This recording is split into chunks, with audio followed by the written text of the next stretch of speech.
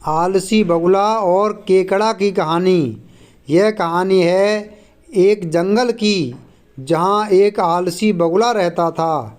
वह इतना आलसी था कि कोई काम करना तो दूर, उससे अपने लिए खाना ढूंढने में भी आलस आता था। अपने इस आलस के कारण बगुले को कई बार पूरा पूरा दिन भूखा रहना पड़ता था। नदी के किनारे अपनी एक टांग पर खड़े खड़े दिन भर बगुला बिना मेहनत किए खाना पाने की युक्तियां सोचा करता था। एक बार की बात है, जब बगुला ऐसी ही कोई योजना बना रहा था और उसे एक आइडिया सूझा। तुरंत ही वह उस योजना को सफल बनाने में जुट गया। वह नदी के किनारे एक कोने में जाकर खड़ा हो गया और मोटे मोटे आंसू टपकाने लगा। उसे इस प्रकार रोता देख केकड़ा उसके पास आया और उससे पूछा, अरे बगुला भैया, क्या बात है, क्यों रो रहे हो? उसकी बात सुनकर बगुला रोते रोते बोला, क्या बताऊं केकड़ा भाई, मुझे अपने किए पर बहुत पछतावा हो रहा है। अपनी भूख मिटाने के लिए मैंने आज तक न जाने कितनी मछलियों को मारा है।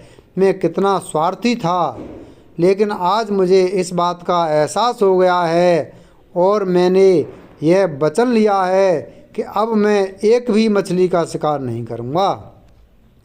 बगुले की बात सुनकर केकड़े ने कहा, अरे ऐसा करने से तो तुम भूखे मर जाओगे। इस पर बगुले ने जवाब दिया, किसी और की जान लेकर अपना पेट भरने से तो भूखे पेट मर जाना ही अच्छा है भाई। वैसे भी मुझे कल त्रिकालीन बाबा मिले थे और उन्होंने मुझसे कहा कि कुछ ही समय में 12 साल के लिए सूखा पड़ने वाला है, जिस कारण सब मर जाएंगे। केकड़े ने जाकर यह बात तालाब के सभी जीवों को बता दी। अच्छा, तालाब में रहने वाले कछुए ने चौंक कर पूछा, तो फिर इसका क्या हल है? इस पर बगुले भगत ने कहा, यहाँ से कुछ कोस दूर एक तालाब है, हम सभी उस तालाब में जाकर रह सकते हैं। वहाँ का पानी कभी नहीं सूखता। मैं एक एक को अपनी पीठ पर बैठाकर वहाँ छोड़कर आ सकता हूँ। उसकी यह बात सुनकर सारे जानवर खुश हो गए। अगले दिन से बगुले ने अपनी पीठ पर एक एक जीव को ले जाना शुरू कर दिया। वह उन्हें नदी से कुछ दूर ले जाता और एक चट्टान पर ले जाकर मार डालता। कई बार वह एक बार में 2 जीव को ले जाता और भरपेट भोजन करता। उस चट्टान पर उस जीवों की हड्डियों का ढेर लगने लगा था।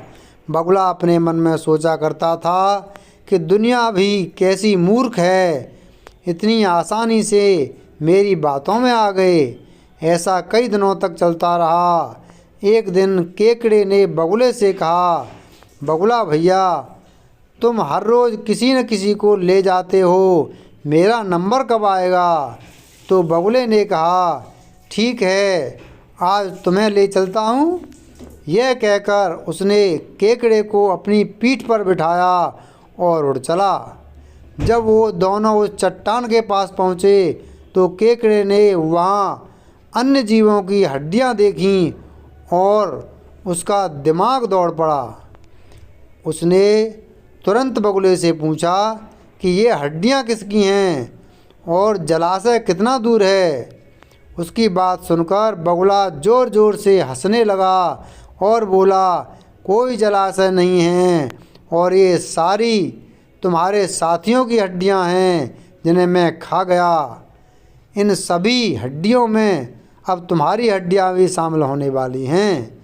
उसकी यह बात सुनते ही केकड़े ने बगुले की गर्दन अपने पंजों से पकड़ ली। कुछ ही देर में बगुले के प्राण निकल गए।